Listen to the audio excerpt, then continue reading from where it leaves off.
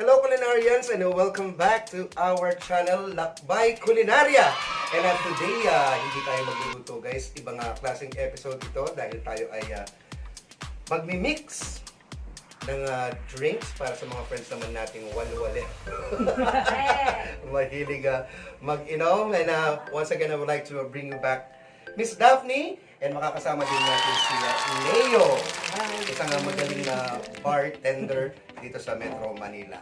Tuturuan nila tayong mag-mix-mix ng kung ano-ano sa mga alak. Kaya stand by at and tuturuan nila tayong mag-mix-mix and sana may matutunan kayo dito dahil paniguradong masarap na inumin ang inyong mapapanood. And here we go! Mauna po si Miss Daphne.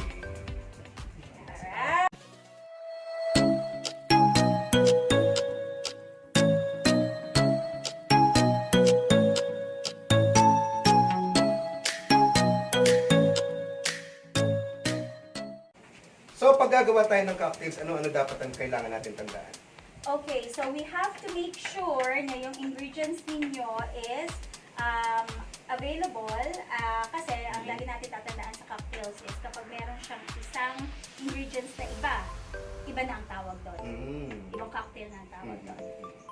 So, kailangan yung mga madaling makita sa grocery. Yes. So for our cocktail today, it's called Blue Lagoon Martini. You only need alcohol, which is yung pinaka-spirit natin is vodka. You can use any type of vodka. Pero since I love Scottish Naya, kasi it's really very smooth. Vodka is more of a Russian, diba? Oo, pero meron ding Polish vodka na isa sa mga expensive din yun. Pero Scottish Naya is Russian vodka. Russian. And then we have the blue curacao. Curacao? Curacao! Curacao, right? So, yeah, blue curacao. And we also have the lime juice. We also have the simple syrup. Simple syrup is sugar and water lang. Yes. Yan. Tapos, syempre, ang garnish natin is slice of lemon.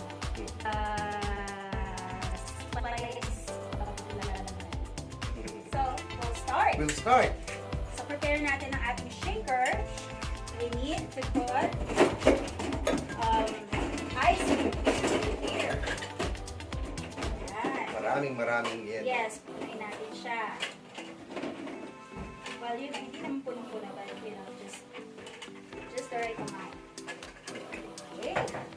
So, we need 2 ounces of vodka. Lasing ka lang din siya. Okay. And then, 0.5 ounce. Oops. Medyo na marami po yun. Pero, yeah, it should be 0.5 ounce lang. And our lime, 0.5 ounce din. Next natin ay ang ating syrup. Syrup. Yan. And we'll have to shake it. Teka, let's put a little bit of ice. More ice. More ice. Para mas Saan mo naman natutunan yan, Bess, yung pag-bartending? As you know, I started working in Dubai. Oo, as bartender. So medyo matagal-tagal ko yung kinarir to. Bago ko umabot sa pagtanda. So, ibig sabihin, bata ka pa lang, lasing ka na talaga. Yes! Ayan ang aking mga magulang. Napapagalitan ako araw-araw dahil sa pag-inom. So, shake tayo.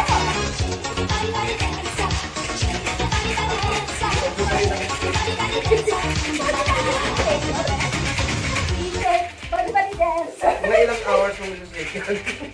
Kailangan yung enough at malamig na malamig na kayo. You wanna try? No. Bakit? Magdado ako. Masakit. Kailangan i-shake mo siya ng maigi. Shake ng maigi. Para mag-mix yung ating mga Ingredients. It's really very easy. I think that's enough. Okay. Tapos, let's do this.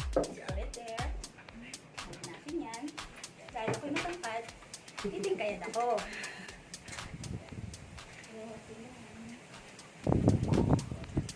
Anong name nga ulit? Blue Lagoon Martini.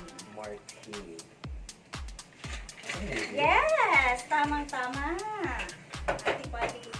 And ang ating Lemon. ay lemon. Tama. Orange.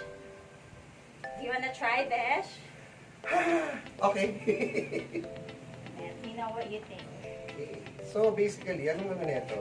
Part niya, pang color lang? O may liquor na siya? Liquor, Cheers! Ito yung mga pang-mix. Sarap. Ano nalalasabi mo sa refreshing try? Refreshing, para lang siyang punch na may kick ng vodka. Right, there you have it. There's your Blue Lagoon Martini. Okay guys, this time kasama naman natin ang si Leo para mag-demonstrate ng kanyang version ng mixed drinks na tawag na ay We have the tequila basil smash. So, it's an international drink, so gagawa na lang ako ng own version. own version, sariling ating, gawang Pinoy. So, ito nga, ang ingredients niya, so we have the tequila, which is basically talaga originated in Mexico. Mexico. Gawa siya sa agave. So, Agave isang uri ng cactus. yes, Yes, actually. that's correct. And then, ginamit ko is El Hombre. So, pwede kayong gumamit ng premium. So, kung gusto nyo, the best is Cuervo 1800 yan. And then, the next one is triple sec. So, this is triple sec. This is orange liquor. Parang iba yung pagkarinig ko kasi. And then, we also have the cream de menthe. So, since wala tayong mint leaves, so this is Alternative. and then a splash of lemon lime soda. Okay. Then we have the 3 pieces of lemon wedge and then 4 to 5 pieces of basil leaves. Tapos anong glass ang gagamitin mo siya? We have the 14 ounce cooler mug. So ano tayo, ang ano natin, method natin is shake and pour. Shake and pour. Yes. Okay. Laging may Right. napapasis ko yun. So, Exciting.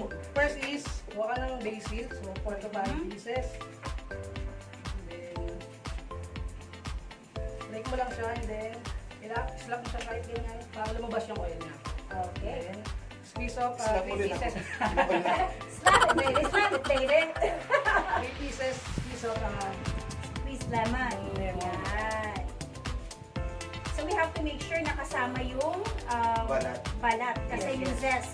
Yung ng zest. lemon. Then, 2 ounces of tequila. Then, 3/4 ounces of triple sec. 3/4 ounces of cream de menthe. Sarap yung smash. Then, patay na. Joy? Bumubula yung Joy, baka naman. ito na. So that's ice cube. Tapos, ito na yung partner mo. Boston shaker. So, bigyan natin ng isang matindi-tinding shake. Yan, shake it. Shake. Shake it. Diba? Pumusik ka ng konti para tamahan yung mukha mo. Yan. Uy, tayo! O, diba? So, bibigyan ko sa kayo ng tip. So, pagka lumamig na yung Boston shaker nyo, na nagpo-frozen na siya, it means pwede mo na siyang i-salin. I-transfer sa Yes, glass. nanonood na siya. Method natin is shake and pour. Wow. And then, add ka pa ng ice.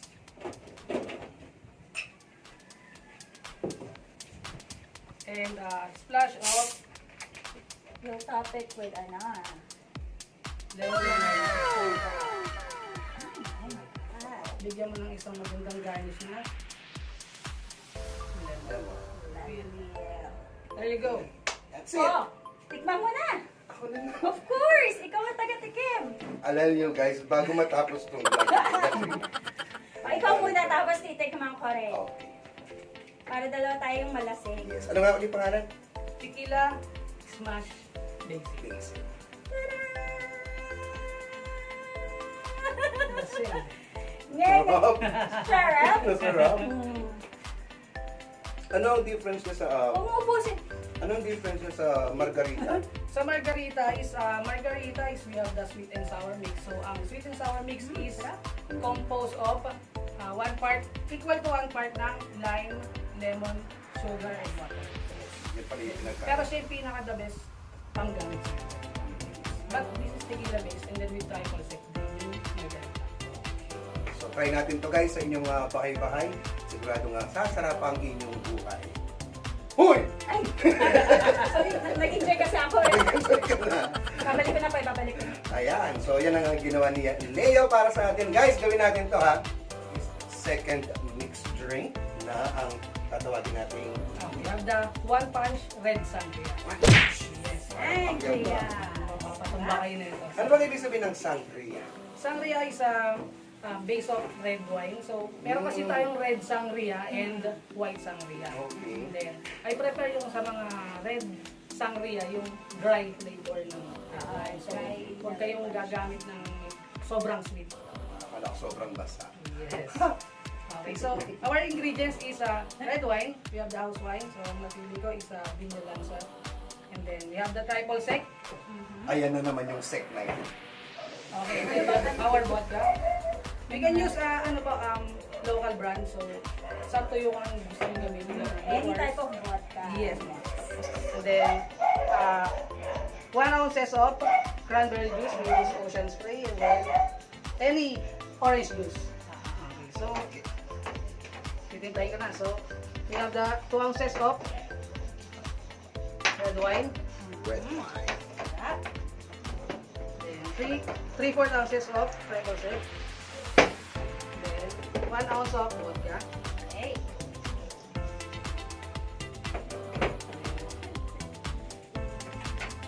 Oops. Ay, Then, 1 ounce of cranberry juice. cranberry juice. Sarap. Then, Healthy. 1 ounce of orange juice. Okay. Method is shake and stir. Shake and spray. Ayan po ang ating method is shake and spray. Etambe! Bangingin ako! Yeah, shake it baby, shake it baby. Hey! Tapos ano yung mga garnishes natin na nandun na sa glass mo? Pwede kayong gumamit ng any fruit, any type of fruits. Mas gusto ko talaga is mga blueberry and strawberry. So, but dito tayo sa typical orange and lemon. Citrus tayo.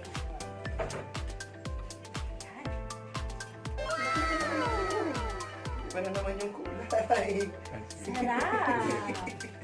Di ba parang refresh There you go. yung ano, di 1 ba? punch red sangria. Okay! Do the honor. Hindi ako tatanggi dyan. Ikaw naman ang tumikil. Ako po si Maria Clara. Sangria! Sangria! Okay, let's try it. Ang sarap. Balancing yung the red wine, tapos yung mixture ng triple sec and the vodka and the juices itself. Tapos, very distinctive yung flavor ng ating mga garnishes. Mga citrus fruits. natin. Yes. Fruits. Do you wanna try? Yeah. Ano mo siyang parang ice cream. O, wag mo ubusin. Tama na, ina. Ang daing na nainom. Naka-line up ko yung aming nainom. Yes, ang aming mga Mixed drinks. Alright! cocktails. So, ito na yung ating mga mixed cocktails. Ito ay napakadali lang na gawin and available sa market yung ating mga spirits, ang ating mga ingredients. Since Very basic. magtapas ko naman, pwede nyo i-try ito sa inyong bahay and serve sa inyong mga friends, sa pamilya ninyo. Napakasarap and refreshing. Yes. And shout out. Baka may gusto ko yung Yes, batiin. shout out sa ating mga friends, mga Aswang Badminton Club. Yes, mga Alam natin taga-French. yan, mga taga-8. Tapos, syempre, shout out sa aking Mudrakels, sa aking Pudrakels, si Momsy at Popsy. Happy anniversary! Yes, 46 years, tama ba? Yes, 46 years na. Ikaw, baka may gusto kang Ikaw, Maria. Gusto ko lang batiin yung mga friends and then mga co-workers ko, mga bartenders dyan. Hindi ko na kayo papangalanan. Andito na ako ngayon sa lakbay ni Kulinarya. And that's all for our today's vlog. And guys, don't forget to like, subscribe, and hit the notification bell para sa ating mga bagong videos. Maraming salamat, Kulinarians. Hanggang sa muli! Paalam!